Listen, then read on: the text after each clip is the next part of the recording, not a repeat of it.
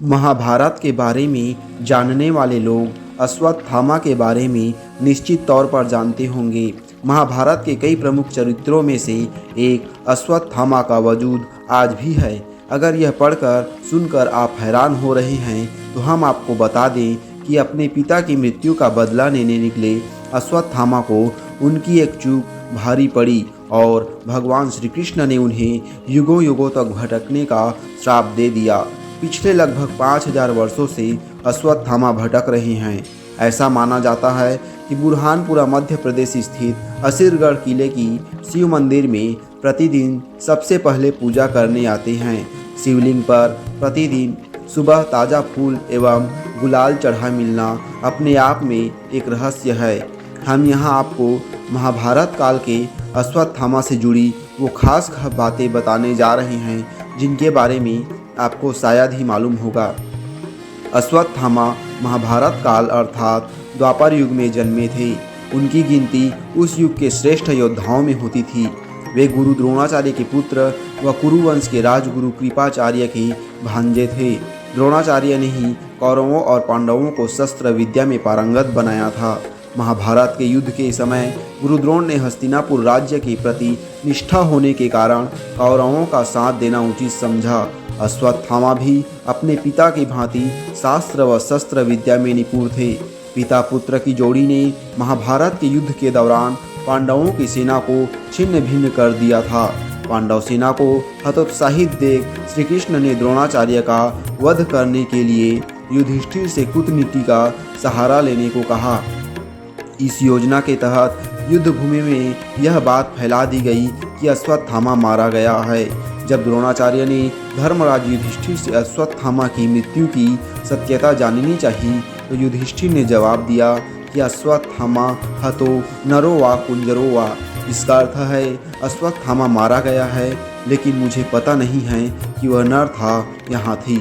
यह सुन गुरु द्रोण पुत्र मोह में शस्त्र त्याग कर किंकर्तव्य विमूढ़ युद्ध भूमि में बैठ गए और उसी अवसर का लाभ उठाकर पांचाल नरेश द्रुपद के पुत्र धृष्टद्युम्न ने उनका वध कर दिया। पिता की मृत्यु ने अश्वत्थामा को विचलित कर दिया। महाभारत युद्ध के पश्चात जब अश्वत्थामा ने पिता की मृत्यु का प्रतिशोध लेने के लिए पांडव पुत्रों का वध कर दिया तथा पांडव वंश के समूल नाश के लिए उत्तरा के गर्भ में पल रहे अभिमन्यु पुत्र परीक्षित को मारने के लिए ब्रह्मास्त्र चलाया, तब भगवान श्री कृष्ण ने परीक्षित की रक्षा कर दंड स्वरूप अश्वत्थामा के माथे पर लगी मणि निकालकर उन्हें तेजहीन कर दिया और युगों युगों तक भटकते रहने का श्राप दिया था। कहा जाता है कि असीरगढ़ के अलावा मध्य प्रदेश के ही जबलपुर शहर के गौरी घाट नर्मदा नदी के किनारे भी अश्वत्थामा भटकते रहते हैं। स्थानीय निवासियों के अनुसार कभी कभी वे अपने मस्तक के घाव से बहते खून को रोकने के लिए हल्दी और तेल की मांग भी करती हैं। कई लोगों ने इस बारे में अपनी आप बीती भी सुनाई।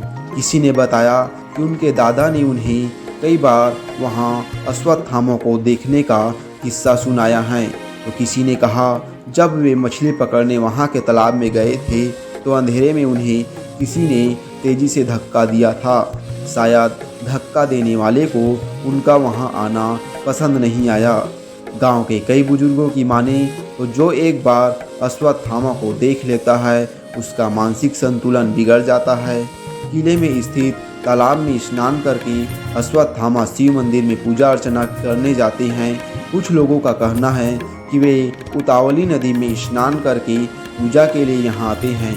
आश्चर्य की बात यह है कि पहाड़ की चोटी पर बने किले में स्थित यह तालाब बुरहानपुर की तपती गर्मी में भी कभी सूखता नहीं है। तालाब के थोड़ा आगे गुप्तेश्वर महादेव का मंदिर है। मंदिर चारों तरफ से खाइयों से घिरा है। किंवदंती के अनुसार इन्हीं खाइयों में से किसी एक में गुप्त रास्ता बना हुआ है जो खांडव वन से होता हुआ सीधे इस मंदिर में निकलता है। इसी रास्ते से होते हुए अश्वत्थामा मंदिर के अंदर आते हैं। भले ही इस मंदिर में कोई रोशनी और आधुनिक व्यवस्था ना हो, जहां परिंदा भी पर न मारता हो, लेकिन पूजा लगातार जारी है। शिवलिंग पर प्रतिदिन ताज़ा फूल एवं गुलाल चढ़ा रहता है। दोस्तों, यह अश्वत्थामा की कहानी आपको कैसी लगी कमेंट करें, इस वीडियो को लाइक शेयर करें, साथ ही मेरे चैनल को सब्सक्राइब करें। पूरा वीडियो देखने के लिए बहुत बहुत धन्यवाद।